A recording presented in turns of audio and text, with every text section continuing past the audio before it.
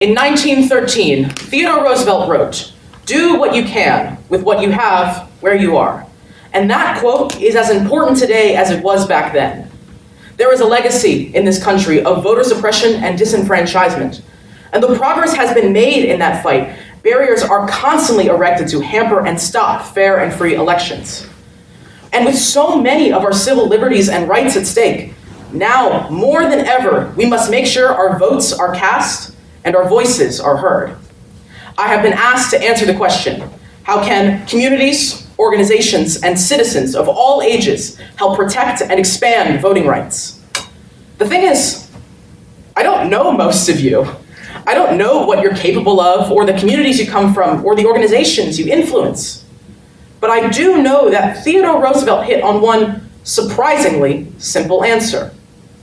We do what we can. To begin, let's look at an organization from the past, the Southern Christian Leadership Conference, led by Dr. Martin Luther King Jr. While their initial goals were to desegregate the public buses of just one town, their success enabled them to grow, and as their influence grew, they did not hold back, instead becoming the spine of the civil rights movement, spearheading protests, marches, and voter registration, eventually leading to the Voting Rights Act of 1965. What did the SCLC do? They did what they could. Today, Georgia's Fair Fight Action continues those same battles. On their website, they describe what spurred them into action. Quote, "Georgia's 2018 elections shone a bright light on decades-long actions by the state to thwart the right to vote," unquote. Georgia's Fair Fight Action engages in legal action, in education, in voter mobilization, all to protect voters of color, disabled voters, young voters, new voters, anyone who wants to vote.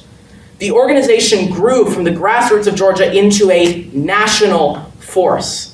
And as they grew, they pushed further. What do? They do what they can. But these are both national organizations. Let's go more local and take a look at what communities can do. In 1848, Elizabeth Cady Stanton held the first women's suffrage convention in Seneca Falls, New York, where the Library of Congress reports nearly 300 area residents came to lend their support. The community came together to fight and continued to fight for over 70 years until women won the right to vote. I had the privilege of visiting Seneca Falls myself last summer, and on nearly every business and home I saw flew the yellow, white, and purple flag of the suffrage movement.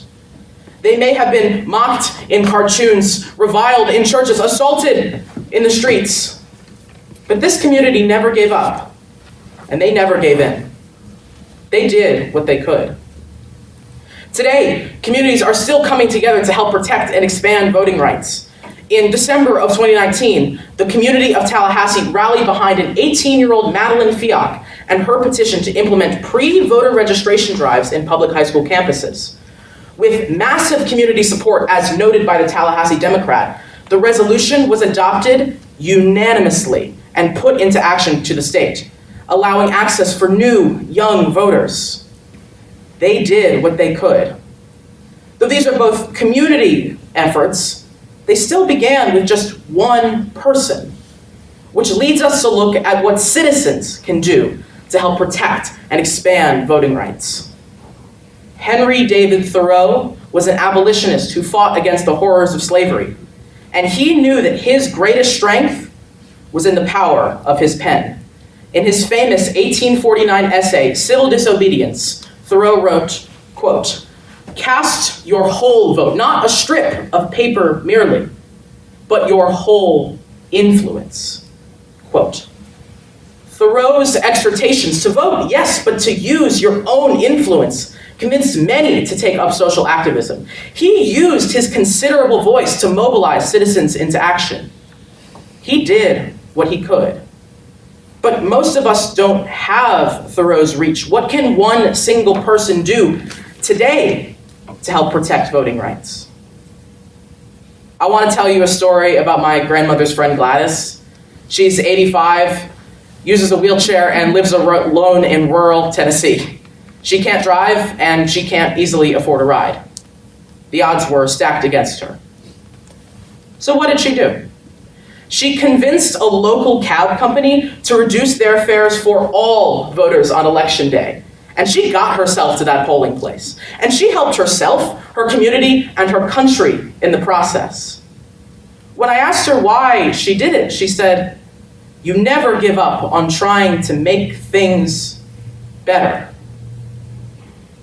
250 years as a nation, and we are still fighting the good fight. So, how do we move forward? Well, we may not have the influence of Thoreau or the foresight of Elizabeth Cady Stanton, or even the fortitude of Dr. King. But every one of us is here today to push for rights, for progress, for change.